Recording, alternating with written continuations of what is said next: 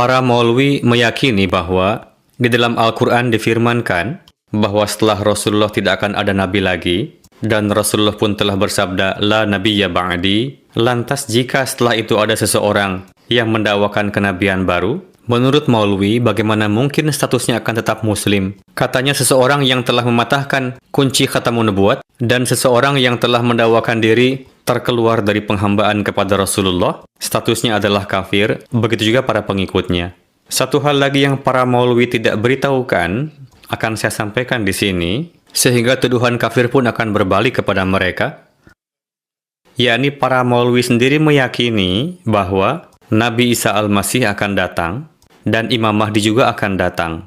Para maulwi juga meyakini bahwa status Al-Masih yang akan datang itu adalah Nabi.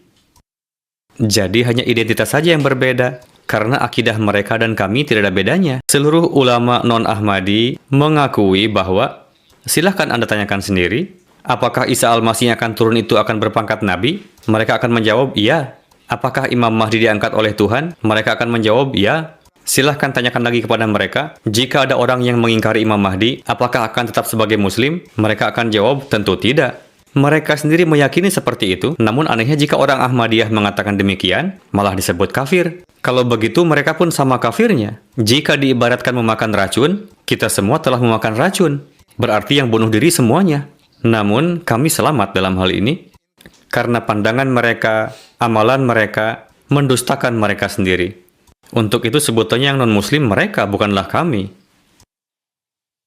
Dan referensi yang kami miliki berasal dari Rasulullah. Ada dua fatwa hadrat Rasulullah Sallallahu Alaihi Wasallam yang menjadi perhatian dalam hal ini. Pertama, jika ada yang mengafirkan seorang muslim, maka orang yang mengafirkan itu sendiri akan menjadi kafir. Inilah fatwa yang diyakini kebenarannya oleh para ulama dan tidak diperdebatkan lagi perihal kesahihannya. Dan sebelum pendiri Jemaat Ahmadiyah menyatakan mereka kafir, telah terlebih dulu bersabar selama 12 tahun berturut-turut.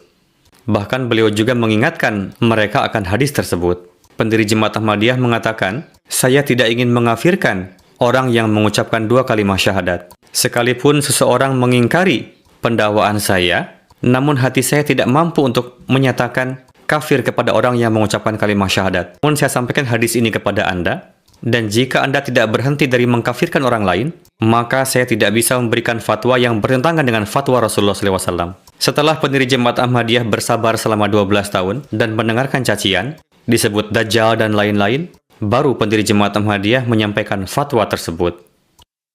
Seperti apa kesabaran pendiri Jemaat Ahmadiyah dalam hal ini? Nawab Muhammad Ali Khan Sahib, yang baiat ke dalam Jemaat Ahmadiyah dari Syiah, kemudian menjadi pengikut dari pendiri Jemaat Ahmadiyah, meskipun beliau telah baiat masuk ke dalam Jemaat Ahmadiyah, namun tetap mempekerjakan Maulwi Sanaullah di rumah beliau, yang notabene merupakan penentang keras pendiri Jemaat Ahmadiyah. Bahkan Muhammad Ali Sahib biasa bermakmum di belakang Maulwi tersebut.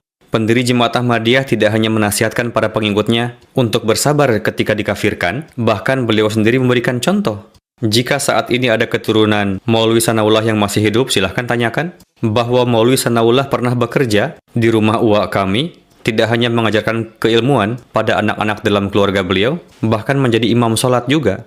Namun ketika para maulwi tetap tidak mau berhenti dari mengkafirkan, selanjutnya pendiri Jemaat Ahmadiyah memberikan fatwa. Beliau bersabda, sekarang saya tidak bisa memberikan kesempatan lagi kepada mereka.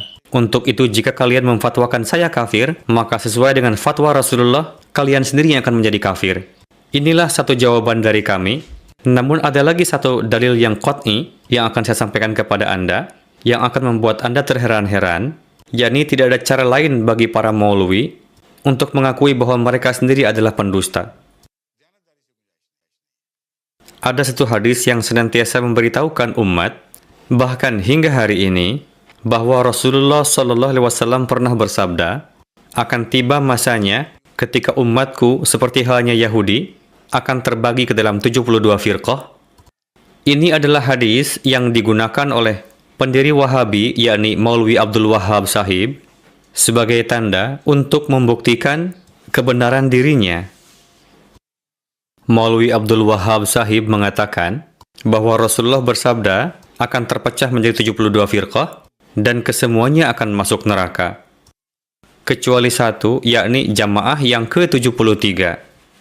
Maulwi Abdul Wahab Sahib menyatakan dan tercantum di dalam buku beliau bahwa firqah yang saya dirikan ini adalah firqah yang ke-73. Yang berkenaan dengan firqah tersebut, terdapat kabar suka bahwa firqah ini adalah Muslim sejati dan calon penghuni surga, adapun selebihnya adalah calon penghuni neraka. Arab Saudi mengakui hal ini sepenuhnya, kan? Lantas kenapa ke-72 firqah tersebut yang telah dinyatakan calon penghuni neraka tetap diizinkan untuk naik haji ke Mekah? Dan hanya satu-satunya firqah yang dilarang oleh Arab Saudi untuk beribadah haji, dan itu adalah Jemaah Ahmadiyah. Sungguh aneh, kan? Rasulullah bersabda, ke-72 firqah calon penghuni neraka, dan hanya satu yang calon penghuni surga. Namun pendiri Wahabi sendiri mengatakan bahwa kamilah yang dimaksud dengan firqah yang satu itu. Dan ke-72 firqah selebihnya adalah calon penghuni neraka. Namun meskipun demikian, tetap saja Arab Saudi membuka pintunya lebar-lebar bagi ke-72 firqah tersebut, mengkhidmatinya dan memberikan segala fasilitas kepada mereka. Dan ironinya hanya satu-satunya jemaat yang tidak diizinkan, dan jamaah itu adalah Jamaah Ahmadiyah. Sekarang dalil tersebut berubah lagi coraknya, di mana mungkin saja semuanya adalah benar, dalam makna bahwa setiap firqah beranggapan bahwa kamilah firqah yang ke-73 itu, jika kita berhak untuk mengklaim, mereka pun berhak juga, kan? Jika mereka berhak untuk menyatakan diri sebagai firqah yang ke-73 dan menganggap firqah lainnya termasuk ke dalam ke-72 golongan, lantas kenapa berada di antara ke-72 golongan tersebut? Kenapa tidak mengumumkan berkenaan dengan 72 firqah itu bahwa kalian bukan muslim, melainkan calon penghuni neraka? Justru mereka malah mengumumkan bahwa kami 72 firqah di satu sisi, sedangkan Jamaah Ahmadiyah pada sisi yang lain, katanya.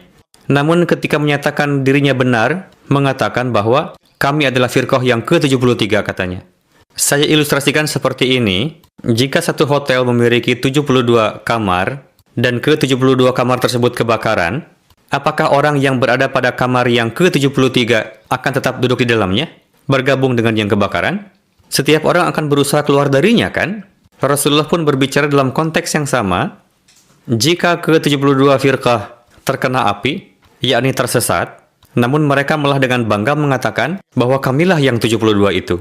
Meskipun firqah-firqah ini saling bertentangan satu sama lain, namun malah bersatu untuk menentang Ahmadiyah, menjadi pembenaran bahwa mereka termasuk di antara 72 firqah tersebut. Adapun berkenaan dengan 72 firqah, fatwa Rasulullah lah yang benar, bukan fatwa mereka.